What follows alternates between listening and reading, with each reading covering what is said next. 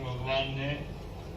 अपने साथ बाकी नामों को कई बार कई कारणों से जुड़े हटे अपनी जगह है, लेकिन गौमाता के प्रति जो प्रेम है उनने जीवन भर अपने आप को गोपाल कहलाने में आनंद महसूस किया। यह हम सबका सौभाग्य भी और अपनी देश की संस्कृति से जोड़ करके उनमें अपने गांव को भी नहीं भूले, अपनी गाय को भी नहीं भूले। गांव को नहीं भूलने के लिए अपने चाहे सोने का मुकुट हो, चांदी का मुकुट हो, लेकिन उस पर मोर का पंख जरूर लगाते हैं। ये वृंदावन से जुड़ने की उनकी जीवन भर की अपनी एक संकल्प की प्रतिकृति हम देखते हैं। और ऐसे ही भगवान कृष्ण ने गोपाल बनकर के सदैव भारतवासियों को अपने पशुपालन के व्यवसाय से जुड़ करके आय के साधन के साथ साथ जीवन अमृत से भी जोड़ने का सदैव उन्होंने एक संकेत दिया। मैं आज के इस अवसर पर यहाँ इंदौर दुग्ध संघ के इस कार्यक्रम में हमारे मंत्री माननीय श्री तुलसी सिलावट जी, माननीय सांसद संतल अलवानी जी, माननीय सांसद कविता पाटीदार जी, माननीय विधायक मनोज पटेल जी, माननीय विधायक मधु वर्मा जी, माननीय विधायक गोलू शुक्ला जी, माननीय विधायक महेंद्र हटिया जी, नगर जिलाध्यक्ष माननीय गौरव रंजीवे जी, माननीय विधायक और पूर्व महापौर श्रीमती मालिनी गौड़ जी, इस संघ के अध्यक्ष मोती सिंह जी, यहाँ उपस्थित सभी अधिकारीगण, दीपक कुमार शर्मा, दिव्यराज सिंह और इस अवसर पर सभी डायरेक्टर कृपाल सिंह जी, रामेश्वर गुजर जी, कंवर सिंह जी, विक्रम मुकाफी जी, कैलाश पटेल जी, सुरेश पटेल जी, राजेंद्र सिंह पटेल जी, उमराव सिंह जी पहले अध्यक्ष भी रही डायरेक्टर,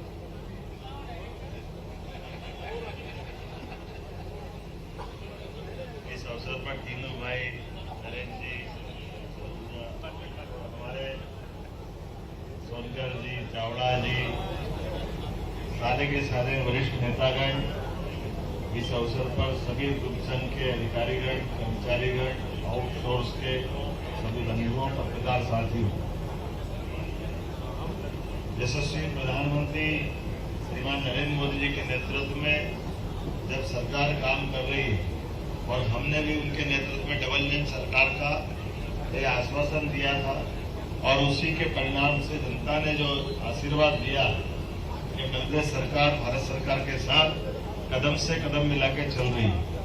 और इसी कारण से सरकार कई जनहितैषी फैसले भी ले रही। उन्हीं फैसलों में एक फैसला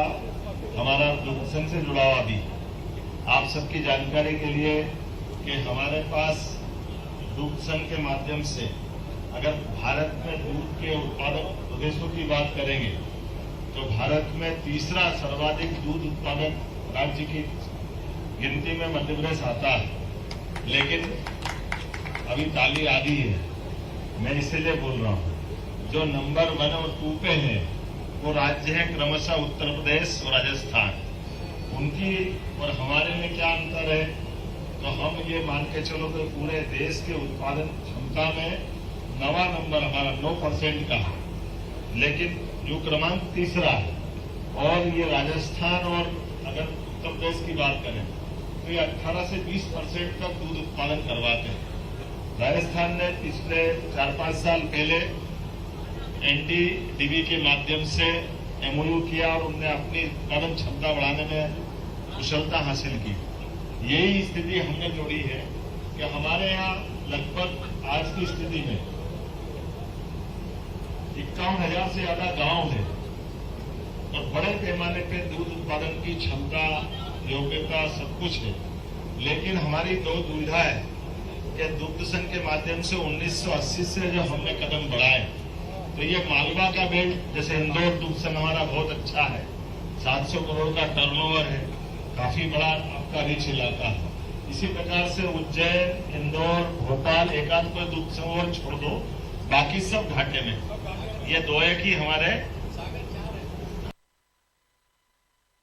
सागर मान लो, बाकी पूरे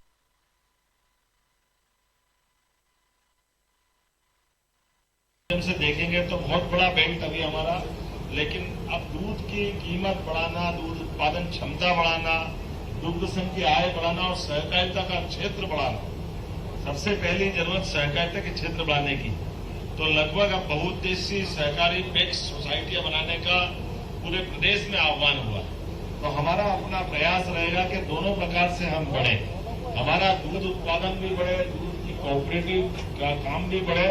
लेकिन एक भी अधिकारी कर्मचारी को कोई वीआरएस नहीं देंगे, किसी को बाहर नहीं जाने देंगे, उनको अपने इसके संघ के साथ जोड़ के रखेंगे। अधिकारी कर्मचारी के साथ साथ आउटसोर्सेस के भी, जैसे यहाँ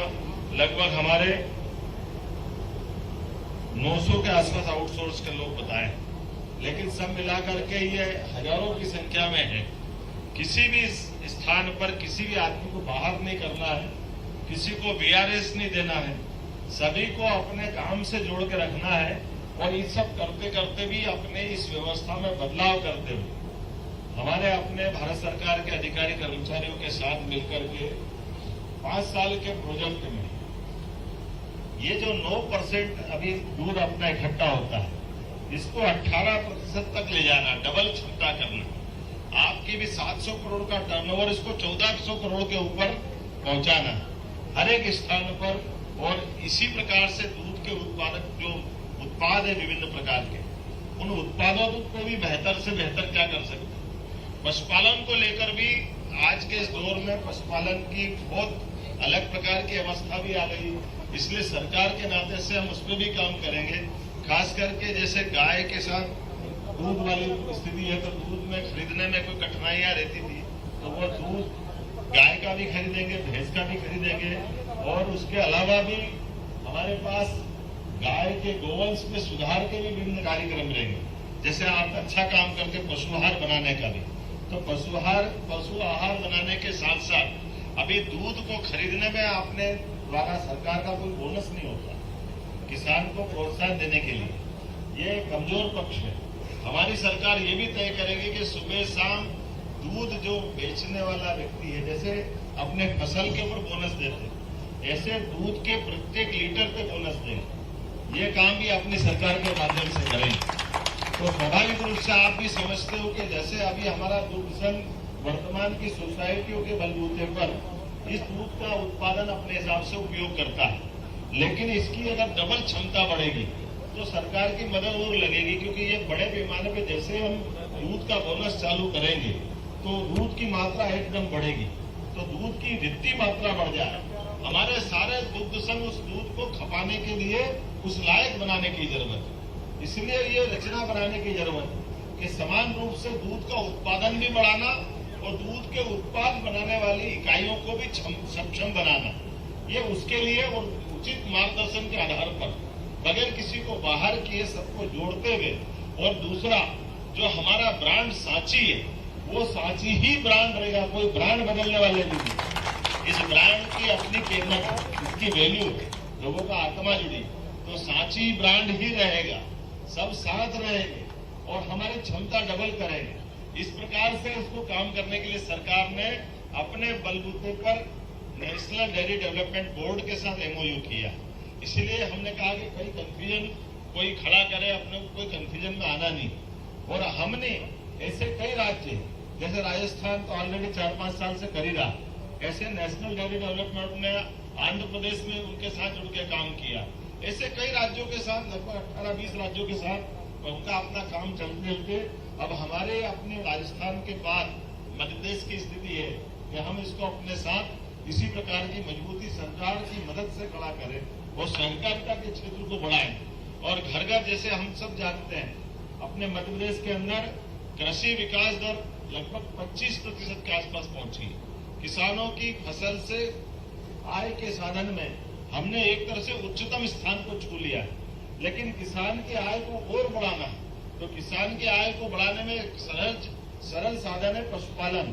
इसलिए पशुपालन को भी बढ़ावा देकर, अब पशुपालन जब हम करते हैं तो पशुपालन की कई पुरानी योजनाओं को भी हमने एक तरह से तिरोहित किया और नई योजना जोड़ने की बात की। हमने कहा कि हमारे पास किसान अपने दूध उत्पादन के बाद उनको ठीक दाम मिले और जो पशुपालन जिनसे हो रहा है उनकी भी दूध की क्षमता भी बढ़े। इसलिए उन्नत नस्ल के पशु मिले, उन्नत आहार मिले, सरकार की मदद मिले। इसलिए 10 से ज्यादा जो गाय पालेगा उसको उस पर अनुदान देंगे। 1-2 गाय दे करके जो अनुदान देते थे और 1000 से ऊपर तक की, और उससे आगे बढ़ के सरकार ने योजना बनाई कि आज हमारे ऐसे पशु जो दूध नहीं देते, अर्थात बूढ़ी गाय, बूढ़े जानवर, अपाहिज और कोई कारण से, तो ये कंसेप्ट बदल दिया कि शहर के अंदर जैसे नगर निगम इंदौर पुराने समय में जब पशुपालन बहुत होता था तो आवारा पशु को कोई लेते थे तो उसको अगर कोई ने छोड़ दिया, कोई नुकसान कर दिया तो खेड़क और कांजी हाउस होती थी जिसमें उनको सजा देने के लिए रखते थे। आज दौर बदल गया, खेड़क कांजी हाउस का कंसेप्ट बदला है। तो हमने कहा कि जो दुधारू पशु है वो तो लोग घर में पाले, और अगर वो बाकी इस प्रकार के पशु जो दूध नहीं देते उसको सरकार संभालेगी। इसलिए जिले जिले में गौशाला खुलवा रहा है, गौशाला में सारा खर्चा सरकार देगी और वो अपने गोवंश को, अपने ये जो पशुपालन के जो पशु है जो दूध नहीं देते उनको अवेलने की व्यवस्था, इसलिए इसका अनुदान भी हमने बढ़ा दिया। पहले 20 रुपया प्रति पशु था, अब 40 रुपया प्रति पशु किया है। इंदौर के अंदर भी, महापौर नहीं है शायद अभी, आपके यहाँ भी गौशाला जो आपके खिड़क था वो गौशाला में बदला है, और गौशाला के माध्यम से भविष्य के अंदर ऐसे सब जिलों में, अपने ग्वालियर के अंदर आज की स्थिति में नगर निगम 9000 गायों को रख करके ये गौशाला चला रही। फिर गौशाला के अंदर भी केवल दूध नहीं, गोबर से, गौमूत्र से, बाकी सहायक जो